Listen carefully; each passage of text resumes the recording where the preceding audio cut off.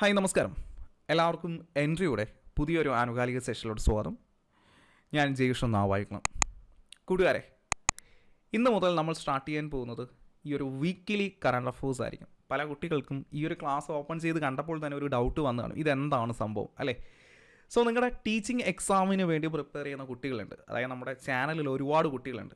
LP UP ആയാലും HSST ആയാലും HSA ആയാലും. സോ ഇത്തരം സിലബസുകൾ നമ്മൾ പരിശോധിച്ച് കഴിഞ്ഞാൽ നമുക്ക് മനസ്സിലാകുന്നത് കറണ്ട് അഫേഴ്സിൽ നിന്ന് കുറച്ച് ക്വസ്റ്റ്യൻസ് ചോദിക്കാറുണ്ട്. പക്ഷേ നമ്മുടെ കുട്ടികൾക്ക് ഒട്ടും അപ്ഡേറ്റഡ് അല്ലാത്ത, അല്ലെങ്കിൽ നിങ്ങൾക്ക് ഒട്ടും ഒട്ടും ഒരു വയബിളായിട്ടുള്ള, ഫ്ലെക്സിബിൾ ആയിട്ടുള്ള ഒരു ഏരിയ അല്ല കറണ്ട് അഫേഴ്സ്. കാര്യം നിങ്ങൾ ആരും കൃത്യമായിട്ട് ഈ ഒരു ഡെയിലി ന്യൂസ് പേപ്പേഴ്സ് വായിക്കാറില്ല, അതിൽ നിന്നുള്ള കറണ്ട് അഫേഴ്സുകൾ സോർട്ട് ഔട്ട് ചെയ്ത് പഠിക്കാറില്ല. ആ ഒരു പ്രശ്നങ്ങൾ നിങ്ങൾക്കിടയിൽ ഉണ്ടെങ്കിൽ അത് പരിഹരിക്കുന്നതിന് വേണ്ടിയാണ് ഇന്ന് മുതൽ നമ്മൾ ഈ ഒരു സെഷൻ സ്റ്റാർട്ട് ചെയ്തിരിക്കുന്നത്. സോ എല്ലാ സൺഡേയും നിങ്ങൾക്ക് വീക്കിലി കറണ്ട് അഫേഴ്സുകൾ അവൈലബിൾ ആയിരിക്കും.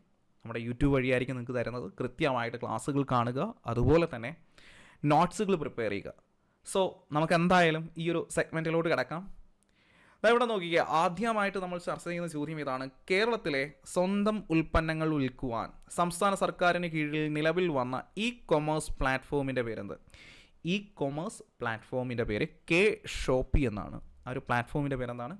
K shoppe. K for Kerala എന്നാണ്, കേരള ഷോപ്പി എന്നാണ്. സർക്കാർ പൊതുമേഖലാ സ്ഥാപനങ്ങൾ ഉൾപ്പെടെയുള്ളവയിൽ നിന്നുള്ള ഉൽപ്പന്നങ്ങളാണ് കെ ഷോപ്പി എന്ന വെബ്സൈറ്റിലൂടെ ഇനി മുതൽ വിൽക്കുവാൻ വേണ്ടി പോകുന്നത്. സോ നമ്മുടെ സർക്കാരിൻ്റെ കീഴിലുള്ള പൊതുമേഖലാ സ്ഥാപനങ്ങളിലെ ഈ ഒരു ഉൽപ്പന്നങ്ങൾ വിൽക്കുന്നതിന് വേണ്ടിയുള്ള ഒരു കൊമേഴ്സ് പ്ലാറ്റ്ഫോമാണ് കെ ഷോപ്പി.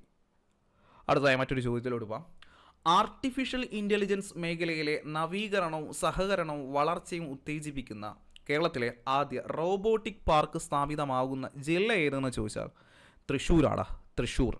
ആർട്ടിഫിഷ്യൽ ഇൻ്റലിജൻസ് മേഖലയിൽ നവീകരണവും സഹകരണവും അതിൻ്റെ വളർച്ചയൊക്കെ ഉത്തേജിപ്പിക്കുന്നതിന് വേണ്ടി നമ്മുടെ കേരളത്തിൽ ആരംഭിക്കുന്ന ആദ്യ റോബോട്ടിക് പാർക്ക് സ്ഥാപിതമാകുന്ന ജില്ല ഏതെന്ന് വെച്ചാൽ തൃശ്ശൂരിലാണ്. സോ ഈ ഒരു അനൗൺസ്മെൻറ്റ് അടുത്തിടെ കൊണ്ടുവന്നത് മന്ത്രി പി രാജീവാണ്. മന്ത്രി പി രാജീവ്.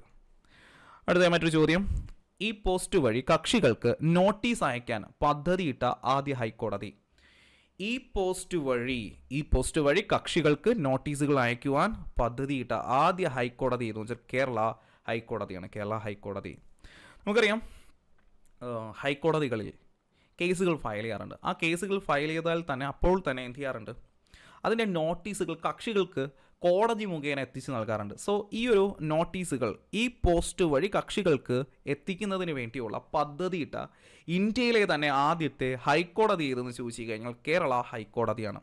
പോസ്റ്റൽ വകുപ്പുമായിട്ട് സഹകരിച്ചാണ് ഇപ്പോൾ നിലവിൽ കേരള ഹൈക്കോടതി ഈ ഒരു പദ്ധതി നടപ്പിലാക്കാൻ വേണ്ടി പോകുന്നത്.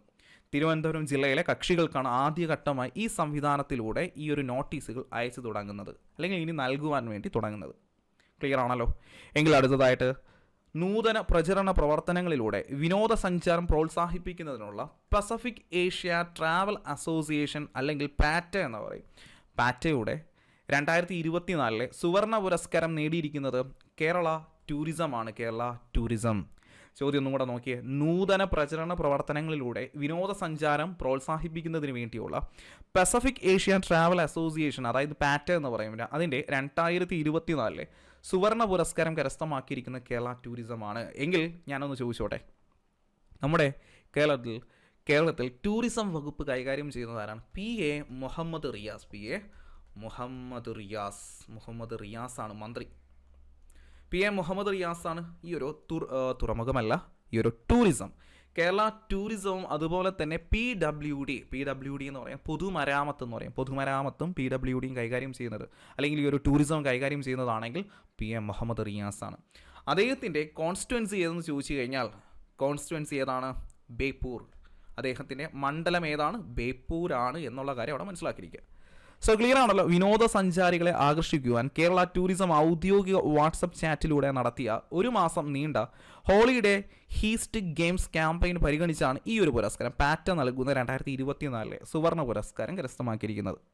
ഇത്രയും കാര്യങ്ങൾ അവിടെ അപ്ഡേറ്റ് ചെയ്തിരിക്കുക. നമുക്ക് എന്തായാലും മറ്റൊരു ക്വസ്റ്റിലോട്ട് പോകാം. ചോദ്യം എങ്ങനെയാണ്? സംസ്ഥാനത്തെ പൊതുവിദ്യാലയങ്ങളിലെ കമ്പ്യൂട്ടറിലേക്ക് ഉപയോഗിക്കാനായി കൈറ്റ് തയ്യാറാക്കിയ പുതുക്കിയ സ്വതന്ത്ര ഓപ്പറേറ്റിംഗ് സിസ്റ്റം ഏതെന്ന് വെച്ചാൽ സ്യൂട്ട് കൈറ്റ് GNU ലിനക്സ് 22.04 എന്നാണ് ആ ഒരു ഈ ഒരു പുതുക്കിയ സ്വതന്ത്ര ഓപ്പറേറ്റിംഗ് സിസ്റ്റത്തിൻ്റെ പേര്. നമ്മുടെ സംസ്ഥാനത്തിൻ്റെ പൊതുവിദ്യാലയങ്ങളിലെ കമ്പ്യൂട്ടറിലേക്ക് ഉപയോഗിക്കാൻ കഴിയുന്ന കൈറ്റ് തയ്യാറാക്കിയ ഒരു പുതുക്കിയ സ്വതന്ത്ര ഓപ്പറേറ്റിംഗ് സിസ്റ്റമാണ് സ്യൂട്ട് കൈറ്റ് GNU ലിനക്സ് 2.2 അല്ലെങ്കിൽ 2.2.04 എന്ന് പറയുന്നത്. കൈറ്റ് നമുക്കറിയാം. കൈറ്റ് എന്ന് പറയുന്നത് Kerala infrastructure and technology for education എന്നതാണ് കൈറ്റ് എന്ന് പറയുന്നത് അല്ലേ. സോ ഇത്രയും കാര്യങ്ങളാണ് ആ ഒരു ഭാഗത്ത് അറിയേണ്ടത്. അടുത്തതായിട്ട് സ്മാർട്ട് വ്യവസായ നഗര ഇടനാഴിക്ക് അല്ലെങ്കിൽ ഈ ഒരു ഇൻഡസ്ട്രിയൽ സ്മാർട്ട് സിറ്റി പദ്ധതിക്ക് വേണ്ടി കേന്ദ്രത്തിൻ്റെ അനുമതി ലഭിച്ച കേരളത്തിലെ ജില്ല ഏത്? സ്മാർട്ട് വ്യവസായ നഗര ഇടനാഴി, അതുമല്ലെങ്കിൽ ഇൻഡസ്ട്രിയൽ സ്മാർട്ട് സിറ്റി. സോ ഇതിനു വേണ്ടി കേന്ദ്ര സർക്കാരിൻ്റെ അനുമതി ലഭിച്ച കേരളത്തിലെ ജില്ല ഏതെന്ന് ചോദിച്ചാൽ പാലക്കാടാണ്. പാലക്കാട് ജില്ല. ഇവിടെ നോക്കിയാൽ രാജ്യത്തെ വ്യവസായ ഇടനാഴികളെ തമ്മിൽ അങ്ങോട്ടും ഇങ്ങോട്ടും ബന്ധിപ്പിച്ചുകൊണ്ട് രാജ്യത്താകെ സ്ഥാപിക്കുന്ന 12 സ്മാർട്ട് സിറ്റികളിൽ ഒന്നാണ് നിലവിൽ പാലക്കാട് നിലവിൽ വരാൻ വേണ്ടി പോകുന്നത്. സോ ഇവിടെ 12 സ്മാർട്ട് സിറ്റികളാണ് ഇന്ത്യയിൽ നിലവിൽ വരാൻ വേണ്ടി പോകുന്നത്. സോ അതിൽ ഒന്ന് പാലക്കാടാണ്. പാലക്കാട് ജില്ലയിലാണ് സ്ഥിതി ചെയ്യുന്നത്. ഈ ഒരു പദ്ധതി, അതായത് ഇൻഡസ്ട്രിയൽ സ്മാർട്ട് സിറ്റി എന്ന പദ്ധതി നടപ്പിലാക്കുന്നത് തന്നെ വികസിത് ഭാരത് പദ്ധതി, ആ ഒരു പദ്ധതി പ്രകാരമാണ് കേരളത്തിൽ ഈ ഒരു ഇൻഡസ്ട്രിയൽ സ്മാർട്ട് സിറ്റി നടപ്പിലാക്കാൻ വേണ്ടി പോകുന്നത്. ഞാൻ ഓൾറെഡി പറഞ്ഞു 12 ഇടനാഴികളല്ല 12 വ്യവസായ നഗരങ്ങളും അതുപോലെ തന്നെ 6 ഇടനാഴികളുമാണ് ഈ ഒരു പദ്ധതിയുടെ ഭാഗമായിട്ട് ഇന്ത്യയിൽ നിർമ്മിക്കുവാൻ വേണ്ടി പോകുന്നത്. അതിലെ ഈ ഒരു 12 വ്യവസായ നഗരങ്ങളിൽ ഒന്നാണ് നമ്മുടെ ഈ ഒരു പാലക്കാട് ജില്ലയിൽ ഇനി നിലവിൽ വരാൻ വേണ്ടി പോകുന്നത്. സോ ഇതൊന്ന് ജസ്റ്റ് ഒന്ന് നോക്കിയിരുന്നാൽ മതി. 11 വ്യവസായ നഗരവും അതുപോലെ തന്നെ 6 വ്യവസായ ഇടനാഴിയും നിലവിൽ വരാൻ വേണ്ടി പോകുന്നു. അടുത്ത മറ്റൊരു ചോദ്യം, മംഗല്യ പദ്ധതി. നമ്മുടെ കഴിഞ്ഞ വീക്കിൽ നമ്മുടെ പത്രമാധ്യമങ്ങൾ എടുത്തു നോക്കിക്കഴിഞ്ഞാൽ അവിടെ കണ്ട ഒരു പദ്ധതിയാണ് മംഗല്യ പദ്ധതി. പക്ഷേ ഈ ഒരു പദ്ധതി നിലവിൽ വന്നത് കേരളത്തിൽ 2008 എന്നാൽ നമ്മളിവിടെ ഇത് ചർച്ച ചെയ്യുന്നത് അടുത്തിടെ പത്രങ്ങളിൽ ഈ പദ്ധതിയുമായി ബന്ധപ്പെട്ട ചില ന്യൂസുകൾ വന്നു. എന്താണ് മംഗല്യ പദ്ധതി? മംഗല്യ എന്ന് കേൾക്കുമ്പോഴേ നമുക്കറിയാം വിവാഹവുമായി ബന്ധപ്പെട്ടിരിക്കുന്ന ഒരു കാര്യമാണ്. സോ ദാരിദ്ര്യരേഖയ്ക്ക് താഴെയുള്ള വിധവകൾ, നിയമപരമായിട്ട് വിവാഹബന്ധം ഏർപ്പെടുത്തിയവർ എന്നിവരുടെ ഒരു പുനർവിവാഹത്തിന് സർക്കാർ ധനസഹായം നൽകുന്ന പദ്ധതിയാണ് മംഗല്യ പദ്ധതി. കൂടാതെ വനിതാ ശിശു വികസന വകുപ്പാണ് ഈ ഒരു പദ്ധതി നടപ്പിലാക്കിയത്. 2008 മുതൽ ധനസഹായം നൽകുന്നതാണെങ്കിൽ 25,000 രൂപയാണ്. 25,000 രൂപ. സോ ഇനി പറയാൻ പോകുന്നതെല്ലാം ഹിൻ്റാക്കി ഞാൻ നിങ്ങളോട് വരികയാണ്. അത് ഹിൻ്റ് വെച്ച് വേണം നിങ്ങൾ പഠിക്കാനുള്ള. മംഗല്യ പദ്ധതി എന്ന് കേൾക്കുമ്പോൾ നിങ്ങൾ ആദ്യം ഓർക്കേണ്ടത് BPL ആണ്. BPL എന്ന് ഓർക്കുക. പിന്നീട് നിങ്ങൾ ഓർക്കേണ്ടത് വിവാഹമാണ്, പുനർവിവാഹം. ഓക്കെ ആണല്ലോ. അതിനുശേഷം നിങ്ങൾ ഓർക്കേണ്ടത് വനിതാ ശിശുക്ഷേമം. അതിനുശേഷം 2008 സമ്മാനത്തുകയല്ല, ഈ ധനസഹായം 25,000 രൂപ. സോ ഇങ്ങനെ ഹിൻറ്റുകളാക്കി പഠിക്കാൻ ശ്രമിക്കുക. BPL കാർഡുകാർക്കാണ് നൽകുന്നത്. പുനർവിവാഹ പദ്ധതിയാണ്. കൂടാതെ വനിതകൾക്കാണ് നൽകുന്നത്. സോ ഇവിടെ വനിതാ ശിശു വികസന വകുപ്പാണ് ഈ ഒരു പദ്ധതി നടപ്പിലാക്കുന്നത്. 2008 മുതലാണ് ആരംഭിച്ച 25,000 രൂപയാണ് ഇതിൻ്റെ എന്തെന്ന് പറയുന്നത് ധനസഹായം. ക്ലിയർ ആണല്ലോ. എങ്കിൽ അടുത്തതായി മറ്റൊരു പദ്ധതി അഭയകിരണം പദ്ധതി. അതായത് ഇവിടുന്ന് 50 വയസ്സിന് മുകളിൽ പ്രായമുള്ള അശരണരായ വിധവകൾക്ക് സഹായവും സംരക്ഷണവും നൽകുന്ന വ്യക്തികൾക്ക് ധനസഹായം നൽകുന്ന ഒരു പദ്ധതിയാണ് അഭയകിരണം പദ്ധതി. അതായത് 50 വയസ്സിന് മുകളിലുള്ള അശരണരായ ഈ ഒരു വിധവകൾക്ക്, അവരെ സംരക്ഷിക്കുന്ന അവരുടെ ബന്ധുക്കൾക്ക് പ്രതിമാസം 1000 രൂപ നൽകുന്ന ഒരു പദ്ധതിയാണ് അഭയകിരണം പദ്ധതി എന്ന് കേട്ട് കഴിഞ്ഞാൽ നിങ്ങളുടെ മനസ്സിൽ വരേണ്ടത് 50 വയസ്സിന് ശേഷം അശരണരായ വിധവകൾ കേട്ടോ, വിധവകൾ. കൂടാതെ നിങ്ങൾ ഓർക്കേണ്ടത് ബന്ധുവിനാണ് നൽകുന്നത്, അല്ലെങ്കിൽ ബന്ധുക്കൾക്കാണ് നൽകുന്നത്. എത്രയാണ് നൽകുന്നത്? പ്രതിമാസം 1000 രൂപ, പെർ മന്ത് 1000 രൂപയാണ് നൽകുന്നത്. സോ ഇത്രയും ഹിൻറ്റുകൾ ഓർത്ത് നിങ്ങൾ ഈ ഒരു കാര്യം മനസ്സിലാക്കിയിരിക്കുക.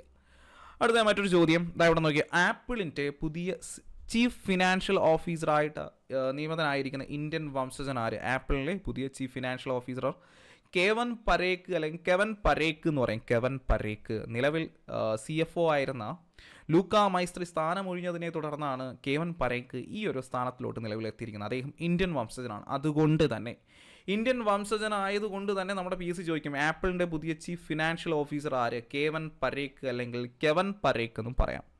അടുത്തൊരു അപ്പോയിൻമെൻ്റ് ആണ് ഇന്ത്യൻ റെയിൽവേ ബോർഡിൻ്റെ പുതിയ ചെയർമാനായിട്ട് നിയമിതനായത് ഇന്ത്യൻ റെയിൽവേ ബോർഡ് സതീഷ് കുമാറാണ് കേട്ടോ. സതീഷ് കുമാർ അദ്ദേഹം ഓഗസ്റ്റ് 31 മുതൽ ഇന്ന് മുതൽ അതായത് ശനിയാഴ്ച കഴിഞ്ഞ ശനിയാഴ്ച അല്ലേ, ശനിയാഴ്ചയായിരുന്നു ഓഗസ്റ്റ് 31. സോ ഓഗസ്റ്റ് 31 മുതലാണ് അദ്ദേഹത്തിൻ്റെ ഈ ഒരു അപ്പോയിൻമെൻറ്റ് ആരംഭിച്ചത്, അല്ലെങ്കിൽ അദ്ദേഹം ഈ ഒരു സ്ഥാനത്തിൽ കയറിയത്.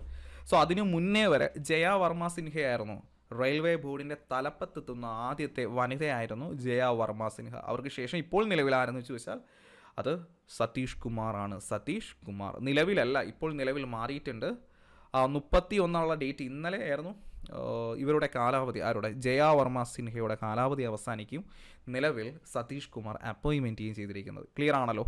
എങ്കിൽ അടുത്തതായി CISFൻ്റെ പുതിയ ഡയറക്ടർ ജനറൽ ആരെന്ന് വെച്ചാൽ അത് രജിവിന്ദർ സിംഗ് ഭട്ടിയാണ്. രജിവിന്ദർ സിംഗ് ഭട്ടിയാണ് CSFൻ്റെ പുതിയ ഡയറക്ടർ ജനറൽ.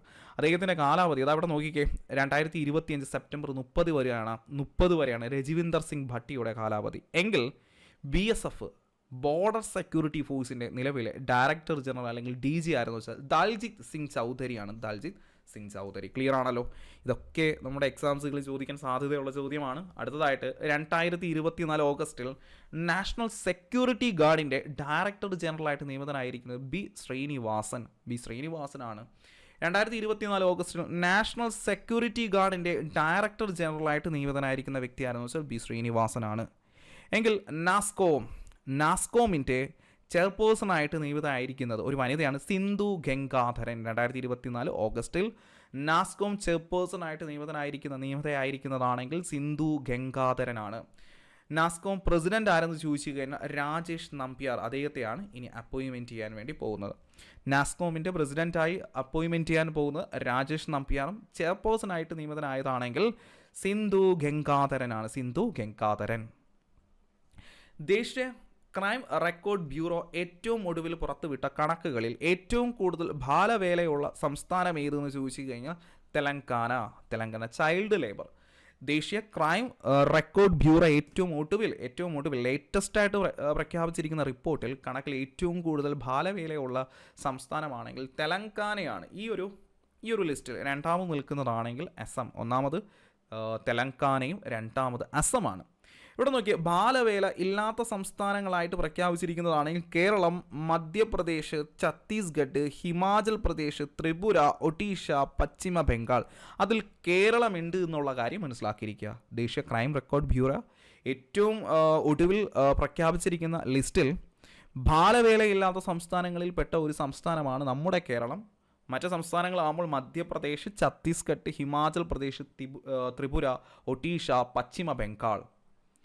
ഇത്രയും കാര്യങ്ങൾ വ്യക്തമായിട്ട് വായിച്ചിരിക്കുക. നമുക്ക് എന്തായാലും മറ്റൊരു ക്വസ്റ്റിലോട്ട് പോകാം. അവിടെ നിന്ന് ജോലി സ്ഥലത്ത് സ്ത്രീകൾക്കെതിരെയുള്ള ലൈംഗിക പീഡന പരാതികൾ രജിസ്റ്റർ ചെയ്യുന്നതിനും നിരീക്ഷിക്കുന്നതിനുമുള്ള കേന്ദ്ര വനിതാ ശിശു വികസന മന്ത്രാലയത്തിൻ്റെ കേന്ദ്രീകൃത പ്ലാറ്റ്ഫോമിൻ്റെ പേര് ഷീ ബോക്സ് എന്നാണ് കേട്ടോ. ഷീ ബോക്സ് അതായത് വർക്ക് സ്പേസിൽ, ഇവർ ജോലി ചെയ്യുന്ന വർക്ക് സ്പേസിൽ ഒരു സെക്ഷൽ ഹരാസ്മെൻറ്റുകൾ നടന്നിട്ടുണ്ടെങ്കിൽ അത്തരം കാര്യങ്ങൾ റിപ്പോർട്ട് ചെയ്യുന്നതിന് വേണ്ടി, പരാതികൾ നൽകുന്നതിന് വേണ്ടി, അതിനെക്കുറിച്ച് പഠിക്കുന്നതിന് വേണ്ടി, നിരീക്ഷിക്കുന്നതിന് വേണ്ടി, വേണ്ട നടപടികൾ എടുക്കുന്നതിന് വേണ്ടി ഒരു വനിതാ ശിശു വികസന മന്ത്രാലയത്തിൻ്റെ കീഴിൽ ഒരു കേന്ദ്രീകൃത പ്ലാറ്റ്ഫോം നിലവിൽ വന്നിട്ടുണ്ട്. അതിൻ്റെ പേര് ഷീ ബോക്സ് എന്നാണ്. She box.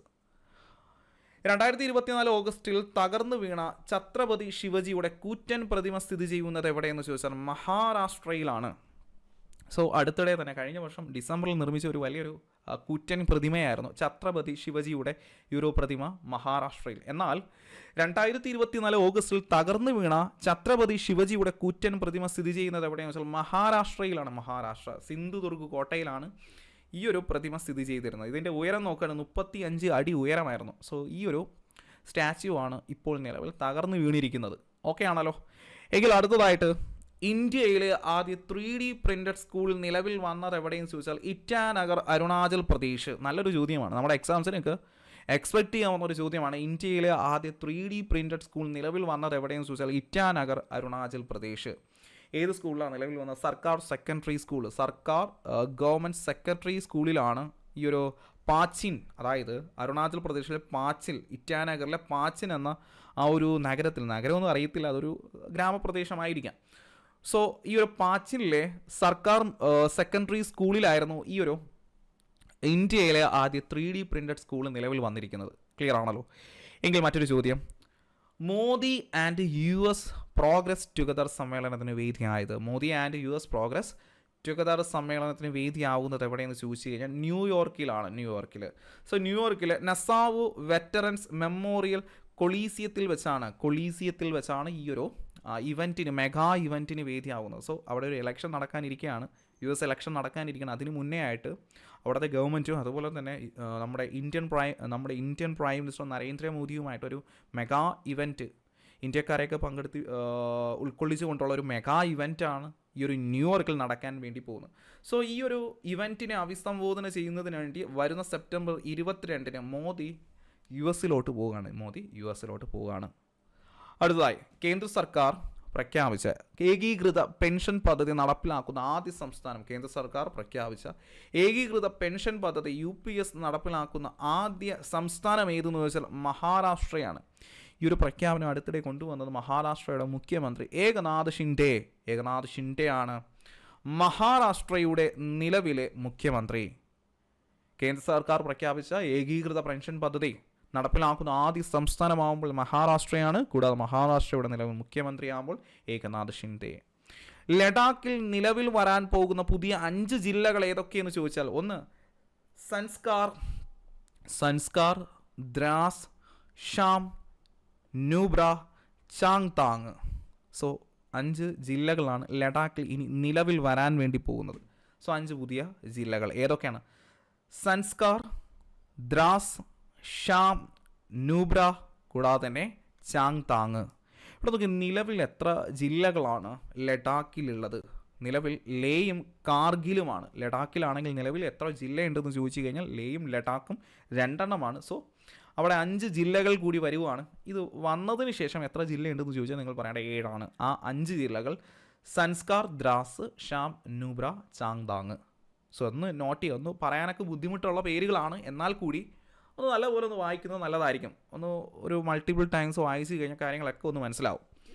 അടുത്തതായിട്ട് 2024 ഓഗസ്റ്റിൽ സ്ത്രീകളുടെ കുറഞ്ഞ വിവാഹപ്രായം 18 നിന്ന് 21 വയസ്സായി ഉയർത്തിയ ബിൽ പാസ്സാക്കിയ സംസ്ഥാനം ഏത്? ഹിമാചൽ പ്രദേശ്. ആ ഒരു സംസ്ഥാനം ഏതെന്ന് വെച്ചാൽ ഹിമാചൽ പ്രദേശ്. 2024 ഓഗസ്റ്റിൽ ഈ ഒരു മാസം ഓഗസ്റ്റിൽ സ്ത്രീകളുടെ കുറഞ്ഞ വിവാഹപ്രായം 18 നിന്ന് 21 ഉയർത്തിയ ബില്ല് പാസ്സാക്കിയ സംസ്ഥാനം ഏതെന്ന് ചോദിച്ചാൽ ഹിമാചൽ പ്രദേശ്. ഇന്ത്യയിലെ ഏറ്റവും വലിയ എയറോ ലോഞ്ച് നിലവിൽ വരാൻ വേണ്ടി പോകുന്നതാണെങ്കിൽ കൊച്ചി അന്താരാഷ്ട്ര വിമാനത്താവളം.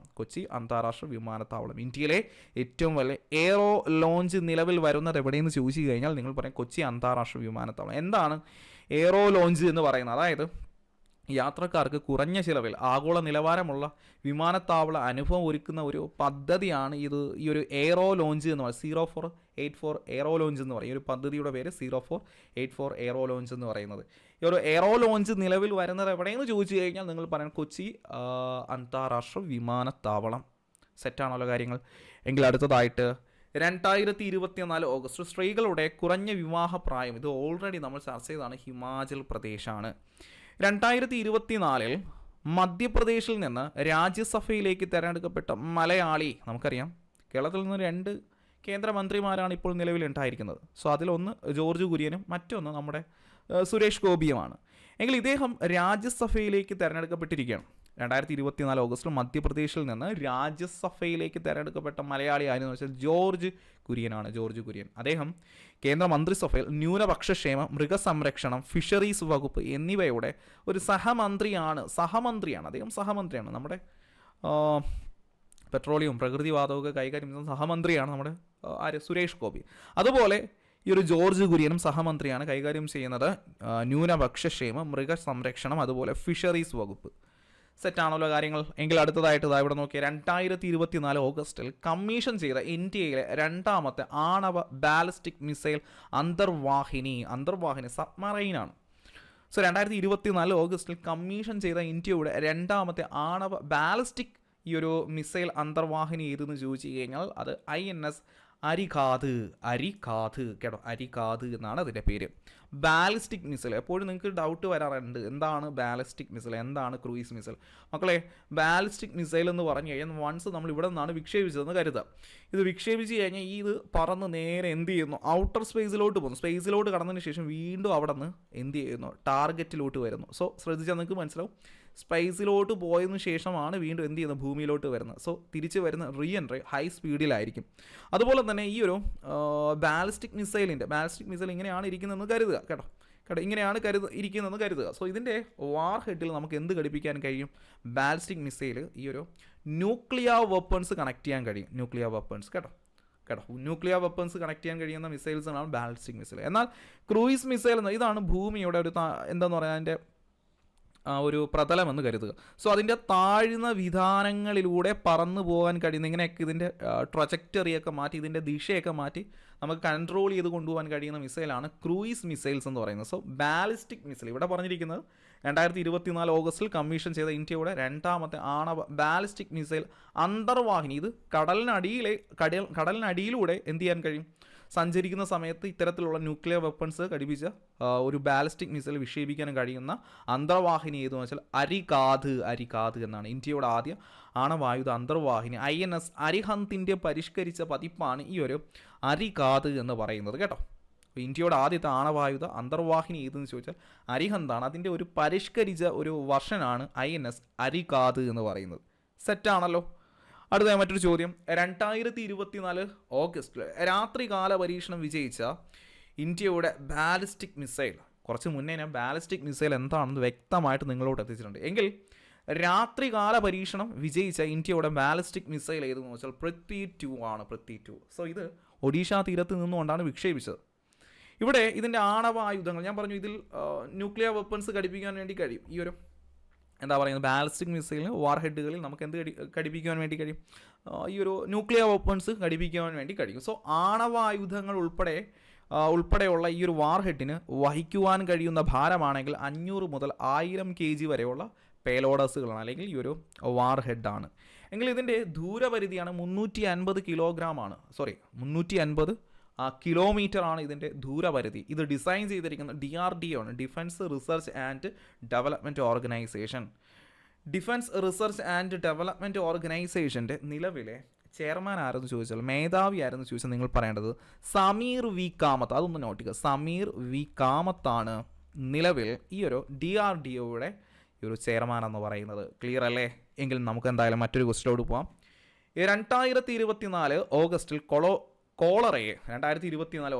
കോളറയെ പ്രതിരോധിക്കുന്നതിനായി ഭാരത് ബയോടെക് വികസിപ്പിച്ച ഓറൽ വാക്സിൻ്റെ പേര്, നമുക്ക് എന്താ പറയുക, ഓറലായിട്ട് കഴിച്ച് ക്യൂർ ചെയ്യാൻ കഴിയുന്ന ഒരു പ്രതിരോധ വാക്സിനാണ് ഹിൽകോൾ എന്ന് പറയും. ഹിൽകോൾ കേട്ടോ. അത് നിർമ്മിച്ചിരിക്കുന്നത് ഭാരത് ബയോടെക് ആണ്. ഭാരത് ബയോടെക്. 2024 ഓഗസ്റ്റിൽ തെക്ക് പടിഞ്ഞാറൻ ജപ്പാനിൽ വീശിയ ചുഴലിക്കാറ്റേന്നു ഷാൻ എന്നാണ്. ഷാൻ 2024 ഓഗസ്റ്റിൽ തെക്ക് പടിഞ്ഞാറൻ ജപ്പാനിൽ വീശിയ ചുഴലിക്കാറ്റേന്ന് വെച്ചാൽ ഷാൻ എന്നാണ്. ഷാൻ. 2024 ഓഗസ്റ്റിൽ ഫ്രാൻസിൽ അറസ്റ്റിലായ ടെലഗ്രാം CEO ആരെന്ന് വെച്ചാൽ പാവൽ ദുറോവ്. സോ ഇവിടെ ഈ ഒരു ഇദ്ദേഹത്തെ അറസ്റ്റ് ചെയ്തിരിക്കുന്ന ലൈംഗിക ചൂഷണം, ലഹരിക്കടത്ത് എന്നീ ആരോപണങ്ങളുടെ പേരിലാണ്. എന്നീ കാര്യങ്ങൾ ഈ ഒരു നമുക്കറിയാം വളരെ പ്രൈവസി കുറഞ്ഞ ഒരു സോഷ്യൽ മീഡിയ പ്ലാറ്റ്ഫോം കൂടിയാണ് ഈ ഒരു നമ്മുടെ ടെലഗ്രാം എന്ന് പറയുന്നത്. സോ അത്തരം കാര്യങ്ങൾ കൂടുതൽ നടക്കുന്ന, ലൈംഗിക ചൂഷണവും ലഹരിക്കടത്തും അതുപോലെ തന്നെ ടെററിസം ഒക്കെ കൂടുതൽ വ്യാപിക്കുന്ന ഒരു പ്ലാറ്റ്ഫോം കൂടിയാണ്.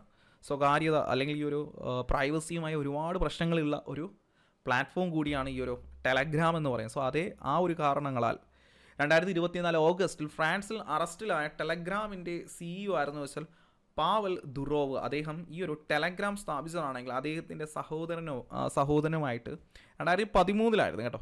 അദ്ദേഹത്തിൻ്റെ സഹോദരനുമായിട്ടാണ് അദ്ദേഹം 2013 ഈ ഒരു ടെലഗ്രാം എന്ന ഈ ഒരു പ്ലാറ്റ്ഫോം നിർമ്മിച്ചത്. ക്ലിയർ ആണല്ലോ? എങ്കിൽ അടുത്തതായി മറ്റൊരു ചോദ്യം, കായ ഉപ്പേരിയും ശർക്കര വരട്ടിയും ഓണത്തിന് വിപണിയിൽ എത്തിക്കുവാൻ കുടുംബശ്രീ ആരംഭിച്ച ബ്രാൻഡിൻ്റെ പേരെന്ന് ഫ്രഷ് ബൈറ്റ്സ് എന്നാണ് കേട്ടോ. ഫ്രഷ് ബൈറ്റ്സ് എന്താണ് ചോദ്യം? കായ ഉപ്പേരിയും ശർക്കര വരട്ടിയും ഓണത്തിന് വിപണിയിൽ എത്തിക്കുന്നതിന് വേണ്ടിയുള്ള കുടുംബശ്രീ ആരംഭിച്ച ബ്രാൻഡാണ് ഫ്രഷ് ബൈറ്റ്സ് എന്ന് പറയുന്നത്. പ്രഥമ world audio visual and entertainment summit waves എന്ന് പറയും. ഈ ഒരു വേവ്സിന് വേദിയായത് എവിടെയെന്ന് ചോദിച്ചാൽ ഗോവയിലാണ്. വേദിയാകാൻ പോകുന്നത് ഗോവയിലാണ്. പ്രഥമ world audio visual and entertainment സമ്മിറ്റിന് വേവ്സിന് വേദിയാവുന്നത് എവിടെയെന്ന് ചോദിച്ചു കഴിഞ്ഞാൽ പറയേണ്ടത് ഗോവയിലാണ് ഇനി വേദിയാൻ വേണ്ടി പോകുന്നത്. അടുത്ത് വളരെ ഇമ്പോർട്ടൻ്റ് ആയ ഒരു കോണ്ടൻ്റാണ്. ഭൂമിയിൽ നിന്ന് 700 കിലോമീറ്റർ ഉയരെയുള്ള പുതിയ ഭ്രമണപഥം തേടിയുള്ള സ്പേസ് എക്സിൻ്റെ ഈ ഒരു ദൗത്യം ഏതെന്ന് വെച്ചാൽ പൊളാരിസ് ഡൗൺ ആണ്. പൊളാരിസ് ഡൗൺ നിങ്ങൾ അടുത്തിടെ പത്രമാധ്യമങ്ങൾ വായിച്ചിട്ടുണ്ടെങ്കിൽ നിങ്ങൾക്ക് മനസ്സിലാവും. ഓഗസ്റ്റ് 28 വിക്ഷേപിക്കുമെന്ന് പറഞ്ഞെങ്കിലും അടുത്തിടെ ഇതിൻ്റെ അകത്ത് ഒരു പൊളാരിസ് ഡൗണിനകത്ത് ഈ ഒരു ദൗത്യത്തിൽ അതായത് ഹീലിയത്തിൻ്റെ ചോർച്ചയുണ്ടായി. ഇതിൻ്റെ ആ ഒരു എന്താ പറയുക പേടകത്തിൽ ഹീലിയത്തിൻ്റെ ചോർച്ചയുണ്ടായി. അതിനെ തുടർന്ന് ഡേറ്റ് മാറ്റി വെച്ചിട്ടുണ്ട്. ഓഗസ്റ്റ് 28 എന്ന് പറയുന്ന ഈ ഒരു ഡേറ്റ് നിലവിൽ മാറ്റി വെച്ചിട്ടുണ്ട്. ഭൂമിയിൽ നിന്ന് 700 കിലോമീറ്റർ ഉയരെയുള്ള പുതിയ ഭ്രമണപഥം തേടിയുള്ള സ്പേസ് എക്സിൻ്റെ ദൗത്യം ഏതെന്ന് വെച്ചാൽ പൊളാരിസ് ഡോൺ എന്നാണ്, അല്ലെങ്കിൽ ഡൗൺ എന്ന് പറയും. ഡൗൺ എന്ന് ഇംഗ്ലീഷിൽ പറയുമ്പോൾ വായിക്കുമ്പോൾ ഡോൺ എന്നാണ് പറയുന്നത്. ഇവിടെ ഇതിനു വേണ്ടി ഉപയോഗിക്കുന്ന വാഹനം ഫാൽക്കൺ 9 റോക്കറ്റാണ്. Falcon 9 rocket. സ്പേസ് എക്സ് എന്ന് പറയുന്ന കമ്പനി ആരുടെയാണ് നമുക്കറിയാം? എലോൺ മസ്ക് ആണല്ലോ ട്വിറ്റർ ഇപ്പോൾ നിലവിൽ സ്വന്തമാക്കിയിട്ട് അതിൻ്റെ പേര് എക്സ് എന്ന് മാറ്റിയിരിക്കുന്നത്. സോ ആ ഒരു അദ്ദേഹത്തിൻ്റെ എലോൺ മസ്കിൻ്റെ ഈ ഒരു സ്പേസ് ഏജൻസിയുടെ പേരാണ് ഈ ഒരു എക്സ് എന്ന് പറയുന്നത്, സ്പേസ് എക്സ് എന്ന് പറയുന്നത്. എങ്കിൽ അതിൻ്റെ വാഹനത്തിൻ്റെ പേര് ഫാൽക്കൺ 9 റോക്കറ്റ് എന്ന ഫാൽക്കൺ 9 ഹെവി റോക്കറ്റ് കേട്ടോ. അടുത്തതായിട്ട് 2024 പാരീസിൽ നടക്കുന്ന പാരാലിമ്പിക്സിൽ ഇന്ത്യൻ പതാക ഏന്തിയത് 2 വ്യക്തികളാണ്. 2 വ്യക്തികളുടെ പേര് സുമിത് ആൻറ്റിൽ ജാവലിൻ ത്രോയും അതുപോലെ തന്നെ ഭാഗ്യശ്രീ ജാദവ് ഷോട്ട് പുട്ടുമാണ്. ഈ 2 വ്യക്തികളാണ് ഈ കഴിഞ്ഞ പാരീസ് ഒളിമ്പിക്സിൽ ഇപ്പോൾ നിലവിൽ നടന്നുകൊണ്ടിരിക്കുന്നതും അടുത്തിടെ ഈ ഒരു ഓപ്പൺ സെറിമണി കഴിഞ്ഞ ഈ ഒരു ഇവൻറ്റിൽ ഇന്ത്യയുടെ പതാക ഏന്തിരിക്കുന്നത്. സുമിത് ആൻറ്റിൽ ഒരു പക്ഷേ ചോദിക്കും, സുമിത് ആൻറ്റിലിൻ്റെ ആ ഒരു ഇവൻറ്റ് ഏതാണ്? ജാവലിൻ ത്രോയാണ്. ഭാഗ്യശ്രീ ജാദവ് ആകുമ്പോൾ ഷോട്ട് പുട്ടാണ് ഇവൻറ്റ് എന്നുള്ള കാര്യം അവിടെ മനസ്സിലാക്കിയിരിക്കുക. അതായത് നോക്കിയാൽ പാരീസ് ഒളിമ്പിക്സ് നിലവിൽ നടന്നുകൊണ്ടിരിക്കുക. സമ്മർ ഒളിമ്പിക്സിന് ശേഷം ഇപ്പോൾ നിലവിൽ നടക്കുന്നത് പാരീസ് പാരാലിമ്പിക്സിൻ്റെ എത്രാമത്തെ എഡിഷൻ എന്ന് ചോദിച്ചാൽ 17ാമത്തെ എഡിഷൻ. പാരീസ് പാരാലിമ്പിക്സിന് വേദിയാകുന്നത് ഇത് ആദ്യമായിട്ടാണ്. ഈ ഒരു പാരാലിമ്പിക്സ് പാരീസിൽ നടക്കുന്നത് ഇത് ആദ്യമായിട്ട്. സമ്മർ ഒളിമ്പിക്സ് ഇതിന് മുന്നേയൊക്കെ പാരീസിൽ നടന്നിട്ടുണ്ട്, 1-ലധികം പ്രാവശ്യം നടന്നിട്ടുണ്ട്. പക്ഷേ പാരാലിമ്പിക്സ് ആദ്യമായിട്ടാണ് പാരീസിൽ വെച്ച് നടക്കുന്നത്. ചരിത്രത്തിലെ ഏറ്റവും വലിയ സംഘമായിട്ടാണ് ഇന്ത്യൻ ടീം പാരീസിലോട്ട് ഇപ്പോൾ നിലവിലെത്തിയിരിക്കുന്നത്. ഇവിടെ നോക്കുകയാണെങ്കിൽ നിലവിൽ 84 അത്ലറ്റുകളുമായിട്ടാണ്, അല്ലെങ്കിൽ സ്പോർട്സ് വ്യക്തികളുമായി ബന്ധപ്പെട്ടാണ് എന്ത് ചെയ്തിരിക്കുന്നത്, അല്ലെങ്കിൽ 84 പേരാണ് പാരീസ് ഒളിമ്പിക്സിൽ ഇന്ത്യയിൽ നിന്ന് പങ്കെടുക്കുന്നത്. സോ ഇതാദ്യമായിട്ടാണ്, ചരിത്രത്തിൽ ആദ്യമായിട്ടാണ് ഇത്രയും ആൾക്കാർ ഇന്ത്യയിൽ നിന്ന് പങ്കെടുക്കുന്നത്. ഇവിടെ നോക്കി 2024 പാരീസിലുള്ള ഈ ഒരു പാരാലിമ്പിക്സിലുള്ള ഇന്ത്യൻ സംഘത്തിൻ്റെ തലവൻ, അല്ലെങ്കിൽ ഈ ഒരു ഷഫ്ഡി മിഷൻ എന്നാണ്, തലവനെ ഷഫ്ഡി മിഷൻ എന്നും പറയാറുണ്ട്. അതായത് ഈ ടീമിനെ നയിക്കുന്ന ഒരു വ്യക്തിയാണ് ഷഫ്ഡി മിഷൻ. സോ അതാരെന്ന് ചോദിച്ചാൽ ഇന്ത്യയുടെ മുൻ ഷൂട്ടിംഗ് താരമായ സത്യപ്രകാശ് സാങ്വാനാണ്. Indian Paralympic committee vice president കൂടിയാണ് സത്യപ്രകാശ് സാങ്വാൻ എന്ന് പറയുന്നത്. നമ്മുടെ ഇന്ത്യൻ ഒളിമ്പിക് അസോസിയേഷൻ്റെ പ്രസിഡന്റ് ആരെന്ന് ചോദിച്ചാൽ PT ഉഷയാണ്. ഇന്ത്യൻ ഒളിമ്പിക് അസോസിയേഷൻ്റെ നിലവിലെ പ്രസിഡന്റ് PT ഉഷയാണ്. ഇൻ്റർനാഷണൽ ഒളിമ്പിക് കമ്മിറ്റിയുടെ നിലവിലെ പ്രസിഡന്റ് ആരാണ്? Thomas batch. ഇത്തരം കാര്യങ്ങളൊക്കെ നിങ്ങളൊന്ന് അറിഞ്ഞിരിക്കുക. ടോക്കിയോയിൽ മത്സരിച്ച 54 പേരടങ്ങിയ ഇന്ത്യൻ സഖ്യം 19 മെഡലുകളുമായിട്ട് 24ാം സ്ഥാനമാണ് ഈ ഒരു ടോക്കിയോ ഒളിമ്പിക്സിൽ ഇന്ത്യ നേടിയത്, പാരാലിമ്പിക്സിൽ നേടിയത്. സോ ഇക്കൊല്ലം 84 പേരാണ് പങ്കെടുത്തത്. സോ നല്ലൊരു റാങ്ക് ഇക്കൊല്ലം നമ്മൾ നേടുമെന്നാണ് പ്രതീക്ഷിക്കുന്നത്. സോ കുറച്ച് മെഡലുകൾ കൂടി നമുക്ക് പഠിക്കണം. ഇപ്പോൾ നിലവിൽ ഇന്ന് നമ്മൾ ഈ കാര്യങ്ങൾ ചർച്ച ചെയ്യുന്ന സമയത്ത് 4ാം ദിവസമാണ് ആയിട്ടുള്ളത് പാരാലിമ്പിക്സ്. ഇനിയും നടക്കാനുണ്ട്. സോ ഇവൻറ്റുകൾ നടക്കുന്നതിനനുസരിച്ച്, അല്ലെങ്കിൽ ഇതിൻ്റെ അടുത്ത ഒരു വീക്ക്ലി സെഷൻ നമുക്ക് ഇതിൻ്റെ മെഡലുകൾ നേടിയവരോടെ എല്ലാ പേരുകളും നമുക്കൊന്ന് കൺസോളിഡേറ്റ് ചെയ്ത് പഠിക്കാം. അതായത് ഇവിടെ നോക്കി 2024 പാരാലിമ്പിക്സിലെ അത്ലറ്റിക്സിൽ രാജ്യത്തിൻ്റെ ആദ്യ മെഡൽ നേടിയതാരെന്ന് വെച്ചാൽ പ്രീതി പാലാണ്. 2024 പാരാലിമ്പിക്സിലെ അത്ലറ്റിക്സിൽ ഇന്ത്യയുടെ ആദ്യ മെഡൽ നേടിയത് പ്രീതി പാലാണ്. വനിതകളുടെ 100 മീറ്റർ ഓട്ടത്തിൽ പ്രീതി വെങ്കല മെഡലാണ് നേടിയിരിക്കുന്നത്, ബ്രോൺസ് ആണ് നേടിയിരിക്കുന്നത്. എങ്കിൽ പ്രീതി പാലിൻ്റെ സ്വദേശം എവിടെയെന്ന് വെച്ചാൽ ഉത്തർപ്രദേശ് സ്വദേശിയാണ് പ്രീതി പാല്. ക്ലിയർ ആണല്ലോ? എങ്കിൽ അടുത്തതായി 2024 പാരീസ് ഒളിമ്പിക്സിൽ വനിതകളുടെ 10 മീറ്റർ എയർ റൈഫിൾ ഷൂട്ടിങ്സിൽ ഈ ഒരു സ്വർണ്ണ മെഡൽ നേടിയിരിക്കുന്നതാണ് അവനി ലേക്കറയുടെ സ്വദേശം എവിടെയെന്ന് ചോദിച്ചാൽ രാജസ്ഥാൻ സ്വദേശി അവനി ലേക്കറയാണ് 2024 പാരീസ് ഒളിമ്പിക്സിൽ വനിതകളുടെ 10 മീറ്റർ എയർ റൈഫിൾ ഷൂട്ടിങ്സിൽ സ്വർണ്ണ മെഡൽ നേടിയത്. സോ ഇതേ ഇവൻറ്റിൽ തന്നെ 10 മീറ്റർ എയർ റൈഫിൾ ഷൂട്ടിങ്ങിൽ തന്നെ വെങ്കല മെഡൽ നേടിയതായിരുന്നു ചോദിച്ചാൽ മോന അഗർവാൾ. പുരുഷന്മാരുടെ 10 മീറ്റർ എയർ പിസ്റ്റൽ വെള്ളി മെഡൽ നേടിയതാണെങ്കിൽ മനീഷ് നഗർവാൾ.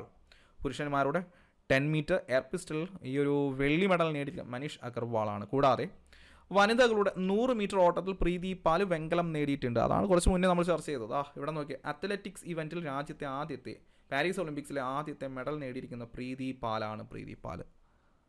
സോ അടുത്തതായി 2024 ഒക്ടോബറിൽ നടക്കുന്ന 9ാമത് വനിതാ T20 ക്രിക്കറ്റ് ലോകകപ്പിനുള്ള ഇന്ത്യൻ ടീമിൽ ഉൾപ്പെട്ട മലയാളികൾ ആരൊക്കെയെന്ന് ചോദിച്ചാൽ ആശ ഷോഫന തിരുവനന്തപുരം സ്വദേശിയാണ്. സജിന സജീവൻ വയനാടിലെ മാനന്തവാടി സ്വദേശിയാണ് കേട്ടോ. സജിന സജീവനും ആശാ ഷോഫനയാണ് 2024 ഒക്ടോബറിൽ നടക്കുന്ന 9ാമത് വനിതാ T20 ക്രിക്കറ്റ് ലോകകപ്പിനുള്ള ഇന്ത്യൻ ടീമിൽ ഉൾപ്പെട്ട മലയാളികൾ എന്ന് പറയുന്നത്. ഇവിടെ നമ്മൾ മുന്നേ കേട്ടിട്ടുണ്ടായിരിക്കാം ഈ ഒരു T20 വനിതാ T20 വേൾഡ് കപ്പ് നടക്കുന്നത് ബംഗ്ലാദേശിലാണെന്ന് നിങ്ങൾ കേട്ടിരിക്കാം. പക്ഷേ അവിടെ ഒരു കലാപം നടക്കുന്നുണ്ട്. അതിനെ തുടർന്ന് ഇതിൻ്റെ വെന്യൂ ഇപ്പോൾ നിലവിൽ മാറ്റി വെച്ചിരിക്കുന്നത് യു എയിലാണ് ഇനി നടക്കുന്നത്. പക്ഷേ യിൽ നടക്കുന്ന ഈ ഇവൻറ്റ് കൺട്രോൾ ചെയ്യുന്നത് ബംഗ്ലാദേശ് ക്രിക്കറ്റ് കൗൺസിൽ തന്നെയാണ്. Bangladesh cricket council. എന്തുകൊണ്ടാണ് അവിടെ മാറ്റി വെച്ചത് ഈ ഒരു ഇവൻറ്റ്? അവിടെ കലാപം നടക്കുന്നത്. അവിടുത്തെ ഇടക്കാല മന്ത്രിസഭ കൺട്രോൾ ചെയ്യുന്നത് മുഹമ്മദ് യൂനുസാണ്. നമുക്കറിയാം പാവങ്ങളുടെ ബാങ്കർ എന്നറിയപ്പെടുന്ന ഷെയ്ഖ് ഹസീനയായിരുന്നു മുന്നേ ഉണ്ടായിരുന്നു. ഷെയ്ഖ് ഹസീന ആ ഒരു കലാപത്തെ തുടർന്ന് അസൈലം ചെയ്യുകയും ഇന്ത്യയിലോട്ട് അസൈലം ചെയ്യുകയും ഇപ്പോൾ നിലവിൽ മുഹമ്മദ് യൂനുസാണ് ഭരിക്കുന്നത്. കൂടാതെ തന്നെ മുഹമ്മദ് യൂനുസ് എന്ന് പറയുന്ന പാവങ്ങളുടെ ബാങ്കർ എന്നറിയപ്പെടുന്നു. അതുപോലെ തന്നെ സമാധാനത്തിന് നൊബേൽ സമ്മാനിച്ച ഒരു എക്കണോമിസ്റ്റാണ്. അദ്ദേഹത്തിന് 2006 സമാധാനത്തിന് നൊബേൽ സമ്മാനം ലഭിച്ചിരിക്കുന്നത്. ഇവിടെ നോക്കി ഇന്ത്യൻ വനിതാ ക്രിക്കറ്റ് ടീമിൽ അരങ്ങേറ്റം കുറിക്കുന്ന ഏറ്റവും പ്രായം കൂടിയ വനിത കൂടിയാണ് ആശാ ഷോഫന. 33ാമത്തെ വയസ്സിലാണ് ഇന്ത്യൻ വനിതാ ക്രിക്കറ്റിൽ അരങ്ങേറ്റം കുറിക്കുന്ന ഏറ്റവും പ്രായം കൂടിയ വനിത എന്ന ഖ്യാതി സ്വന്തമാക്കിയത്. ഇന്ത്യൻ വനിതാ ക്രിക്കറ്റ് ടീമിൽ കളിച്ച ആദ്യ മലയാളി വനിതയായിരുന്നു ചോദിച്ചത്. ഇന്ത്യൻ ക്രിക്കറ്റ് ടീമിൽ കളിച്ച ആദ്യ മലയാളി വനിതയാകുമ്പോൾ ആരാണ്? മിന്നു മണി. സ്വദേശം എവിടെയെന്ന് വെച്ചാൽ വയനാട്ടിലെ മാനന്തവാടി. ഇവിടെ നോക്കി നമുക്ക് മനസ്സിലായി ഇന്ത്യൻ വനിതാ ക്രിക്കറ്റ് ടീമിൻ്റെ ക്യാപ്റ്റൻ ഹർമൻപ്രീത് കൗൾ എങ്കിൽ ഇന്ത്യൻ വനിതാ ക്രിക്കറ്റ് ടീമിൻ്റെ കോച്ചായിരുന്നു അമോൽ മജൂംദാറെന്നോ പറഞ്ഞാൽ കറക്റ്റാണ്. 2 രീതിയിൽ നമുക്ക് റെഫറൻസ് കിട്ടാറുണ്ട്. അമോൽ മസൂംദാർ അല്ലെങ്കിൽ മജൂംദാറാണ് നിലവിൽ ഇന്ത്യൻ വനിതാ ക്രിക്കറ്റ് ടീമിൻ്റെ കോച്ച്. നമുക്കറിയാം ഇന്ത്യൻ പുരുഷ ക്രിക്കറ്റ് ടീമിൻ്റെ ഹെഡ് കോച്ചാരാണ്? ഗൗതം ഗംഭീറാണ്. 2025 ICC വനിതാ ODI ലോകകപ്പിന് വേദിയാകുന്നത് ഇന്ത്യയിലാണ്. 2025 ICC വനിതാ ODI ലോകകപ്പിന് വേദിയാവുന്നത് ഇന്ത്യയിലാണ്. 2026 വനിതാ T20 ലോകകപ്പിന് വേദിയാവുന്നതാണെങ്കിൽ അത് ഇംഗ്ലണ്ടിലാണ്. ഇത് കഴിഞ്ഞാൽ അടുത്ത് നടക്കാൻ പോകുന്നത് എവിടെയെന്ന് വെച്ചാൽ 2 വർഷം കൂടുമ്പോഴാണ് നടക്കുന്നത്. സോ അത് കഴിഞ്ഞാൽ T20 ഇക്കൊല്ലം നടക്കുന്നത് ബംഗ്ലാദേശിലായിരുന്നു നടക്കാനിരുന്നത്. പക്ഷേ അത് മാറ്റിയിട്ട് ഇപ്പോൾ UAE വെച്ച് നടക്കുന്നു. ഇത് കഴിഞ്ഞതിന് ശേഷം 2026 വനിതാ T20 ലോകകപ്പിന് വേദിയാവുന്ന ഇംഗ്ലണ്ടാണ്. കൂടാതെ 2025 ICC വനിതാ ODI ലോകകപ്പ് 50 ഓവറിൻ്റെ ഈ ഒരു ODI നടക്കുന്നതാണെങ്കിൽ ഇന്ത്യയിൽ വെച്ചാണ് നടക്കുന്നത്. സോ ഇന്ത്യയിലായതുകൊണ്ട് ഇച്ചിരി റെലവൻസ് കൂടുതലാണ്. അന്താരാഷ്ട്ര T20 ഒരു ഓവറിൽ ഏറ്റവും കൂടുതൽ റൺസ് നേടിയ ക്രിക്കറ്റ് താരം എന്ന റെക്കോർഡ് സ്വന്തമാക്കിയിരിക്കുന്ന ഡാരിയസ് വിസർ. സമോവയുടെ ഒരു മുൻനിര ബാറ്റ്സ്മാൻ കൂടിയാണ് ഈ ഒരു ഡാരിയസ് വിസർ. അദ്ദേഹമാണ് ഒരു ഓവറിൽ 39 റൺസ് നേടിക്കൊണ്ട് ഈ ഒരു റെക്കോർഡ് ഇപ്പോൾ നേടിയിരിക്കുന്നത്. അന്താരാഷ്ട്ര T20 ഒരു ഓവറിൽ ഏറ്റവും കൂടുതൽ റൺസ് നേടിയ ക്രിക്കറ്റ് താരമായിരുന്നു ചോദിച്ചാൽ അത് ആ ഒരു റെക്കോർഡ് നേടിയിരിക്കുന്നത് ഡാരിയസ് വിസർ. അദ്ദേഹത്തിൻ്റെ ടീം ഏതാണ്? സമോവയാണ്. ക്ലിയർ ആണല്ലോ. ഇനിയെങ്കിൽ നമുക്ക് അടുത്തതായി ചില ഡേറ്റുകൾ പഠിക്കാം. സംസ്ഥാന ജീവകാരുണ്യ ദിനം ഓഗസ്റ്റ് 25. സംസ്ഥാന ജീവകാരുണ്യ ദിനം നമുക്കറിയാം ചട്ടമ്പി സ്വാമികളുടെ ജന്മദിനമാണ്. ജീവകാരുണ്യ ദിനമായിട്ട് ആചരിക്കുന്നത്. കേരളത്തിൽ അവധിയാണ് ആ ഒരു ദിവസം.